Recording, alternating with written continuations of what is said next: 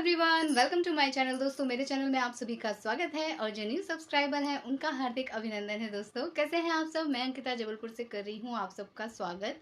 और दोस्तों, मैंने अभी एक छोटी सी ट्रिप वीडियो डाली है। छोटी सी मतलब हम लोगों के हिसाब से वो छोटी सी ही थी, लेकिन आप लोगों को एक्सप्लेन करने में और अलग अलग चीज़ें दिखाने में वो 3 दिन की वीडियो बन गई। और बहुत ज़्यादा लेंथ में नहीं रखती हूँ ताकि कोई भी बोर ना हो जाए, क्योंकि हम तो वहाँ घूम रहे थे। बहुत सारी चीज़ें और भी थी जिनको हमने महसूस किया, देखा, सब कुछ किया।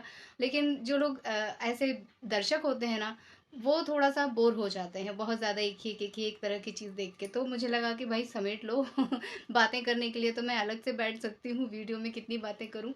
बहुत अच्छा मेरा एक्सपीरियंस था। और जो मैंने अपने साथ जो घटना हुई है वो बताई, और उससे मुझे भी कुछ ना कुछ सीखने को मिला। और सबसे पहली वाली वीडियो में मैंने आप लोगों के साथ शेयर किया था कि मेरा मंदिर जाने का बिल्कुल भी मन नहीं था, मूड नहीं था, ऐसी कोई इच्छा नहीं थी। हम तो घूमने निकले थे, एडवेंचर के लिए निकले थे, लेकिन भगवान जी ने कहा आओ बेटा, पहले मेरा आशीर्वाद लेके तब तुम लोग निकलो। तो एक तो वो हमारा एक्सपीरियंस था कि कहीं ना कुछ घटना होती है और उसके पहले अगर हमें आशीर्वाद मिल जाए तो लाभ आप लोगों ने देख ही लिया। दूसरा, और ये चीज़ ना मुझे सिखाई भी गई है कि जब आप घर से कहीं के लिए भी निकलो, इवन हम लोग कॉलेज या स्कूल भी जाते थे, तो भी हमारे जो घर के बड़े होते थे, जब हम उनसे बोलते थे कि अच्छा हम लोग निकल रहे हैं, हम जा रहे हैं, तो वो बोलते थे जय गणेश जय दुर्गे, भगवान का नाम लेके घर से बाहर निकलो। लोग राम राम करते हैं, जो लोग काशी में होते हैं वो हर हर महादेव करते हैं, मतलब इस तरह की चीज़ें होती हैं। तो एक तो ये एक्सपीरियंस था जो बिल्कुल पूरी तरह से सटीक हो गया कि हाँ ऐसा होता है और इसमें कोई वहम नहीं है। और जो घटना हमारे साथ हुई वो बहुत बड़ी हो सकती थी, उसे कैसे इस छोटे रूप में भगवान जी ने निपटा दिया, क्योंकि जो होनी होती है उसे कोई टाल नहीं सकता, लेकिन उसका कम ज़्यादा होना तो ईश्वर की कृपा ही है। तो वो सारी चीज़ें तो मैंने महसूस की हैं और हमेशा ही की हैं। मैं कई बार ऐसे हमारे साथ जो एक्सीडेंट होते हैं मैं हमेशा आप लोगों के साथ शेयर करती हूँ। और जब भी मैं कोई वीडियो डालती हूँ ना, मैं सीरीज़ डालती हूँ बना के, जब भी कभी अपनी कुछ ऐसे यात्रा वाली चीज़ डालती हूँ, तो जो हमारे बड़े लोग हैं दर्शक, वो मुझे, कुछ आंटियाँ हैं, कुछ लोग हैं, वो कहते हैं अंकिता कैसे तुम लोग निर्जन स्थान पे घूम जाते हो, वहाँ पे कुछ भी हो सकता है तुम्हारे साथ। एक बार और ऐसा हुआ था, मुझे याद आया कमेंट पढ़ने के बाद कि ऐसा कमेंट मेरे पास 2-3 बार आ चुका है। एक्चुअली में क्या होता है कि हम जब कहीं जाते हैं ना, तो उसके बारे में पूरा नॉलेज लेके ही जाते हैं। और मुझसे ज़्यादा मेरे हस्बैंड को पता होता है, क्योंकि वो यहीं के हैं, तो उनको बहुत सारी चीज़ें पता होती हैं। वो भी कहीं ना कहीं से और भी चीज़ें डिस्कस करके ही निकलते हैं हमारे साथ। हाँ, जो दुर्घटना हुई उस टाइम पे ज़रूर मेरे मन में स्ट्राइक हुआ था कि यार, अगर विवेक जी को सर में बहुत ज़्यादा चोट आ जाती तो मैं इनको इस पार से उस पार कैसे ले जाती, झील के उस पार कैसे ले जाती। फिर हम कार से गए थे, कार कौन ड्राइव करता, वहाँ तो एक भी सवारी, ऑटो रिक्शा कुछ भी नहीं था। क्या मैं करती, किसकी हेल्प लेती? एक तो चाय वाले भैया थे, पंडित जी तक नहीं थे उस मंदिर में। तो समहाउ ये सारी चीज़ें मुझे भी एट अ टाइम स्ट्राइक हुई थी माइंड में, लेकिन कुछ गलत नहीं हुआ। हम अच्छे से आ गए, सकुशल आ गए। और आने के बाद जब मैं खुद भी वीडियो बनाती हूँ ना, तब भी मेरे मन में ये थॉट्स आते हैं, हाँ एकदम वीराना है, यहाँ पे कोई एनिमल आ सकता था, यहाँ ये हो सकता था। वो चीज़ मेरे मन में भी चलती है। और जब आप लोग वीडियो देखते हैं तो आप में से कुछ जो एक्सपीरियंस्ड लोग हैं उनके मन में भी ये बातें आती हैं और वो डांट लगा देते हैं कि ऐसे नहीं जाना चाहिए, ऐसी जगह पे कम से कम 6-7 लोग हो, बड़ा ग्रुप हो, तभी जाना चाहिए। तो बिल्कुल मैं इस बात से एग्री करती हूँ कि ऐसा मेरे साथ कई बार होता है कि मैं मतलब उस टाइम पे, एट अ टाइम जब हम इंजॉय कर रहे होते हैं, उस टाइम पे तो हम एकदम भूल जाते हैं ये सब कुछ, क्योंकि वहाँ हमें ऐसा महसूस नहीं होता है खतरा। लेकिन जब आप लोग बोल देते हैं तो मैं इतना डर जाती हूँ कि मैं क्या बोलूँ। तो अगर हमें कभी ऐसा लगता है तो हम अपने आप को भगवान के ही हवाले कर देते हैं, और आप लोगों के आशीर्वाद से आज तक तो हम सब सुरक्षित हैं और आगे भी हम सुरक्षित रहेंगे। तो थैंक यू सो मच, इतना मतलब इतना अवेयरनेस दिखाने के लिए, इतना प्यार देने के लिए। जब आप लोग हल्की सी डांट भी लगाते हो या टोक भी देते हो ना, तो मुझे बुरा नहीं लगता है, क्योंकि कहीं ना कहीं मुझे ऐसा लगता है कि अरे ये बात तो मैंने वीडियो में बोली नहीं, ये उन तक पहुंच कैसे गई, कि मैं इतनी डर गई हूँ अपनी खुद की ये वीडियो देख के कि हाँ ये हो सकता था, वो हो सकता था। तो थैंक यू सो मच। इसको बोलते हैं कनेक्शन, ये हमारे दिल का कनेक्शन है दोस्तों। और दूसरी चीज़ कि जो लोग सेल्फी वगैरह के चक्कर में वाकई में लगे रहते हैं कि अपना मोबाइल ऑन किया और अपने आप को देख रहे हैं कि हम कैसे दिख रहे हैं, ये भूल जाते हैं कि पीछे खतरा है, पीछे नहीं बढ़ना है। उन लोगों के साथ रियली में दुर्घटना होती है दोस्तों। कम से कम मैं ये बात मानूंगी कि मुझे ऐसे सेल्फी का अभी चस्का नहीं लगा है।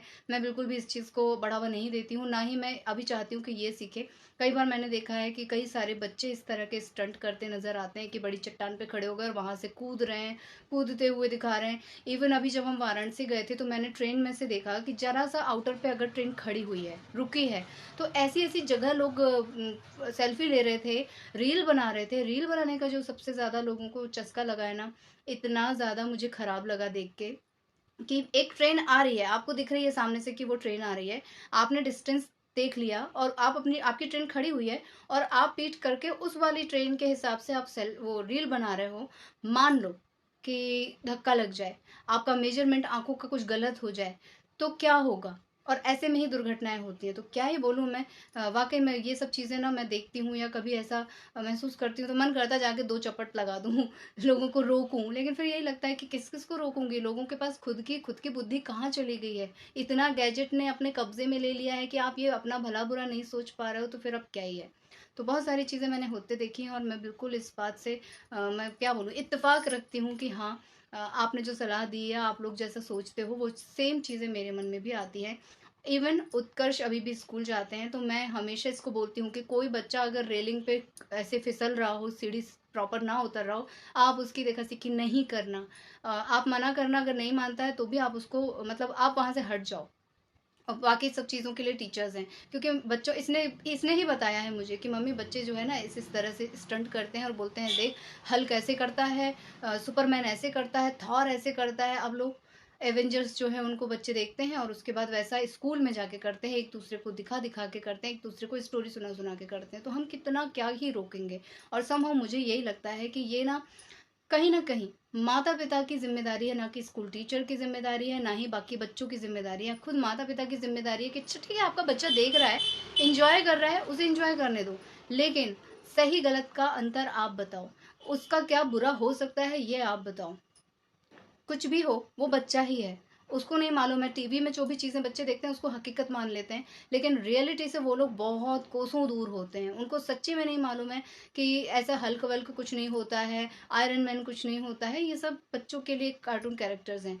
लेकिन बच्चे तो उसी दुनिया में जीने लगते हैं, खुद के अंदर वो सब चीज़ें महसूस करने लग जाते हैं और कहीं से भी उठा के कूद जाते हैं। तो ये सारी चीज़ें देखो हमेशा ही होती रहती हैं। तो मैं अपनी तरफ से उत्कर्ष को एक-एक पॉइंट समझाती हूँ, अच्छा-बुरा सब बताती हूँ। उसके बाद अगर इनको कुछ होता है तो ये इनकी खुद की ज़िम्मेदारी है। अपनी खुद की सुरक्षा आप खुद कीजिए, हर जगह मम्मी नहीं हो सकती है। प्लस ये जो सेल्फी वाला कार्यक्रम चला है अभी, इधर भी चुनाव के कारण इनकी ऑनलाइन क्लासेस होने लगी थी और बीच में क्या हुआ कि अब आप ऑनलाइन के लिए तो बच्चे को मोबाइल दोगे, उसमें इंटरनेट तो होगा ही होगा। जो ब्रेक होता है उसमें बच्चे कुछ ना कुछ खुरापात करते हैं।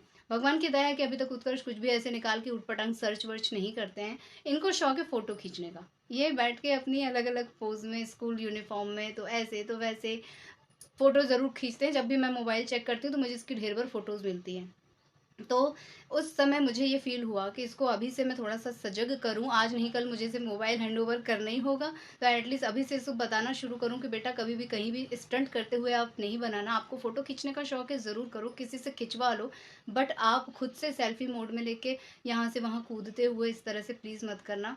क्योंकि ये जब अभी एक बार कॉम्पिटिशन के लिए गए थे तो 1-2 बच्चों ने कुछ जो गेम्स वाले होते हैं ना बड़े लोगों के, उसके साथ इन लोगों ने कुछ फ़ोटोज़ खींची थी और मुझे उनकी मम्मी ने भेज भी दी थी। तो ख़ैर वहाँ पे पेरेंट्स थे, बच्चे सुरक्षित थे। लेकिन बच्चे अगर वही सारी चीज़ें अकेले करने लग जाएँगे तो सुरक्षा कौन देखेगा? कौन ज़िम्मेदारी लेगा? तो मुझे लगा कि बाकी लोगों से बोलने से बेहतर है कि मैं अपने ही बच्चे को कूट-कूट के, जैसे जन्म घुट्टी पिलाते हैं ना, वैसे ये बातें भी घुट्टी की तरह पिला दूँ कि बेटा ये चीज़ जीवन में नहीं करना, इस चीज़ से बहुत हानि होती है। इवन अब मेरे पास तो एग्ज़ाम्पल्स बहुत सारे हैं। ये चीज़ें होनी चाहिए, ये नहीं होनी चाहिए। और किसी को कुछ करते देखती हूँ तो मैं ये सोचती हूँ कि अपने बच्चे को तो मैं ये सब करने से रोकूंगी, उसे समझाऊंगी, उसे बुझाऊंगी, अभी से उसके बारे मतलब उसके मन में ये सारी बातें डाल दूंगी। जैसे नवजात शिशु को मम्मी लोग जो है ना घुट्टी में जितनी चीज़ें पिला देती हैं और उससे उनकी रोग प्रतिरोधक क्षमता बढ़ती है, वैसे ही मैं चाहती हूँ कि कुछ विचारों को एकदम बचपन में ही बच्चों के अंदर डाल देना चाहिए ताकि वो जो है ना इस तरह की चीज़ें ना करें। अब कुछ लोग सोचेंगे डरपोका बना रहे हो। अरे डरपोक बना रहे हो, बच्चे तो ऐसे ही होते हैं, जब तक 4-6 जगह से लुढ़कते नहीं हैं तब तक वो मजबूत नहीं होते। ऐसा नहीं है भई। वो जो आजकल लुढ़क जा रहे हैं और जिनको कहीं न कहीं कुछ इंजरी हो जा रही है ना, वो देख के मैं डरती हूँ। एक बच्चे ने रेत में खेला, उसकी आँखों में रेत चली गई, आँखों की ये नसें फट गईं, डॉक्टर ऑपरेशन करने लग गया। तो छोटी-छोटी चीज़ों में तो ये सारी चीज़ें हो रही हैं, तो आप कैसे बच्चों को बोलोगे कि नहीं अब बच्चों को स्ट्रॉन्ग बनाना है तो इनको सब कुछ करने दो। आजकल बच्चे भी तो अलग-अलग तरह की उधम करते हैं। तो बेहतर है कि मैं किसी और को कुछ बोलूँ, इससे बेहतर है कि मैं उत्कर्ष को ही समझाऊँ कि नहीं बेटा ये चीज़ करना है, ये चीज़ नहीं करना है। अगर आप धोखे से भी इस तरह से चीज़ें करोगे तो आपको ये हानि होगी। और उसके बाद भी कहीं ना कहीं कुछ ना कुछ बच्चे करके ही आते हैं। तो हम अगर 100% बच्चों को समझाएंगे तो मुझे लगता है 60% वो हमारी बातों को ध्यान रखेंगे, बाकी टाइम तो फिर वो अपना करेंगे ही करेंगे। तो थैंक यू, आप लोगों का इतना सारा प्यार मिला है, इतना आशीर्वाद मिला है और इतनी अवेयरनेस मिली है। बिल्कुल फैमिली मेम्बर्स की तरह आप लोग जो है ना मुझे भी टाइट करके रखते हैं कि नहीं ये नहीं करना चाहिए था, ऐसे नहीं करना चाहिए था, आपको ये नहीं करना चाहिए था, आपके साथ छोटा बच्चा है। तो अच्छा लगता है। बाकी घर के लोग तो हैं ही, उनसे तो डांट वाट चली जाती है, आप लोगों से भी जब मिलती है तो बहुत अच्छा लगता है। Thank you so much. अब मुझे लगता है वीडियो बहुत ज़्यादा लंबी हो जाएगी, बातों का तो कोई अंत नहीं है, सो इसे यहीं पे मैं एंड कर ले रही हूँ। आप लोगों से ले लेती हूँ विदा, मिलूंगी अपने नेक्स्ट वीडियो में। लेकिन जाने से पहले मैं रिक्वेस्ट करूंगी कि अगर आप लोग मेरे चैनल पे नए हैं तो प्लीज़ मेरे चैनल को सब्सक्राइब कीजिएगा, वीडियोस को लाइक कीजिएगा और अपनी फैमिली और फ्रेंड्स के साथ उसे शेयर कीजिएगा। और इसी तरह अपना प्यार और आशीर्वाद मुझ पर बनाए रखिएगा। अपना ख्याल रखिएगा दोस्तों। Bye bye. Bye bye and thank you for watching.